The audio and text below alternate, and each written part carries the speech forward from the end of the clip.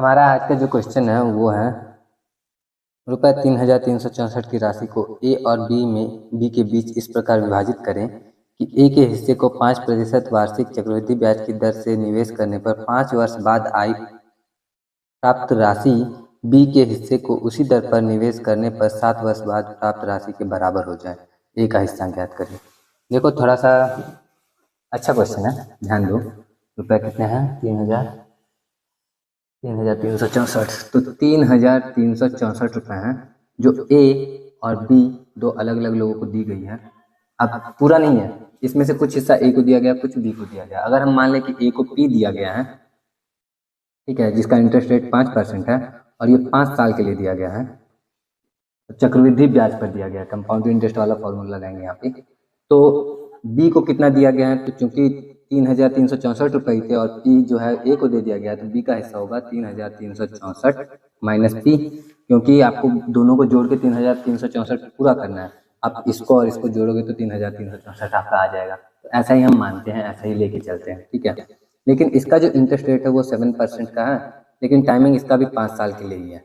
और बोला गया कि इसका जो टोटल आता है, हमारा टोटल अमाउंट जो आता है, ए जो होता है, मिश्रधन जो होता है, वो इसके मिश्रधन के बराबर है। तो चलिए दोनों के मिश्रधन का फॉर्मूला लगाते हैं। कंपाउंड इंटरेस्ट में मिश्रधन का जो फॉर्मूला होता है क्या होता है? E into 1 plus R by 100 पे पावर n।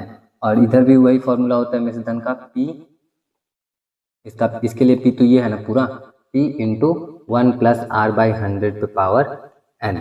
लेकिन इसका जो n है वो 5 साल के लिए, 5 साल के लिए इसका भी है। एक मिनट, let me check. Actually interest जो है, इंटरेस्ट सेम है इसका, 5% इंटरेस्ट है, साल 7 है, ठीक। तो आर तो दोनों का सेम है डेफिनेटली, लेकिन इसके लिए एन जो है वो 7 साल का है। तो यहाँ 7 लिख देते हैं, यहाँ पे 5 लिख देते हैं, नहीं तो पता चला एन से एन कट गया तो दिक्कत हो जाएगा। अब आर दोनों का सेम है तो दोनों में आर रहने दे सकते हैं, या फिर चलो तो इधर 5 और इधर भी 5 लिख ही लेते हैं। तो अब हमें क्या पता चल रहा है कि ये जो हमारा टोटल अमाउंट आ रहा है, मिश्रधन जो आ रहा है, और इधर जो हमारा मिश्रधन आ रहा है, ये दोनों आपस में बराबर हैं। तो जब दोनों आपस में बराबर हैं तो हम दोनों की तुलना करते हैं, बराबर लिखते हैं, और उसके बाद क्वेश्चन को सॉल्व करके पी की वैल्यू निकालते हैं। क्योंकि एंड में हमसे पूछा गया है कि ए को दिया गया धन कितना है, तो ए को हमने पी रुपया दिया है, पी का वैल्यू निकालना है हमें इसमें। चलो निकाला। तो जब ये इन दोनों की तुलना हम यहीं पे कर रहे हैं, हमें देखने को मिल रहा है कि किसी नंबर पे जो पावर है, अगर आपको पता है ना p इंटू अगर ए पावर 5 हो, इस पूरे को अगर हम r मान लें, p इंटू आर पे पावर 5 बराबर है आपका 3 3 6 4 माइनस पी इंटू आर पे पावर 7 के। तो ये आर पे पावर 5 जो है उसमें से माइनस होके हो जाता है, तो बचता है हमारे पास में आर पे पावर 2। अब ये मत पूछना कि ये कैसे बचता है, क्योंकि छोटे बच्चे नहीं हो आप लोग, ठीक है। बता दूँ क्या? नहीं बताऊंगा, इतना तो जानो यार, स्कूल में क्लास 8 से शुरू हो जाता है ये सब। तो इतना हमारे पास है ऑलरेडी, और यहाँ पे जो आर लिखते हैं इसको अच्छे से पहले लिखते हैं, 1 प्लस 5/100 पे पावर 2, ठीक है। तो 5 से 100 को काटेंगे तो ये तो हमारा 20 आ जाएगा, और फिर 21/20। तो 3 3 6 4 माइनस पी गुना 21/20 का स्क्वायर। तो 21 का स्क्वायर 441 होता है, और 20 का स्क्वायर 400 होता है, और बराबर में पी तो हमारा है ही। ये मल्टीप्लाई हो जाएगा इधर आके, तो हमें मिलेगा 400 पी, ठीक है भाई, 400 पी। और फिर इधर मिलेगा हमें 3364 इंटू 441 माइनस 441 पी। अब ये माइनस में है तो इधर आके प्लस में हो जाएगा, तो 400 में 441 पी जुड़ेगा तो ये अपने आप 841 पी हो जाएगा।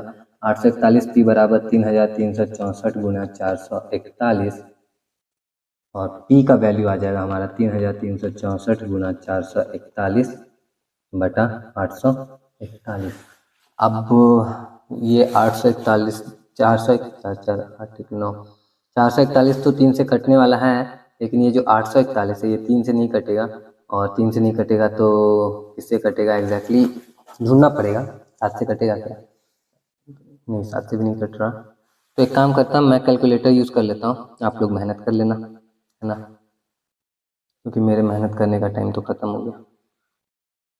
3 3 6 4 मैं दूसरी तरह का मेहनत कर रहा हूँ, रोज़ वीडियो बना रहा हूँ ना कंटिन्यूअसली, कितने दिनों से हर दिन वीडियो अपलोड हुई है, तो ये मेहनत करने में टाइम क्यों वेस्ट करूँ।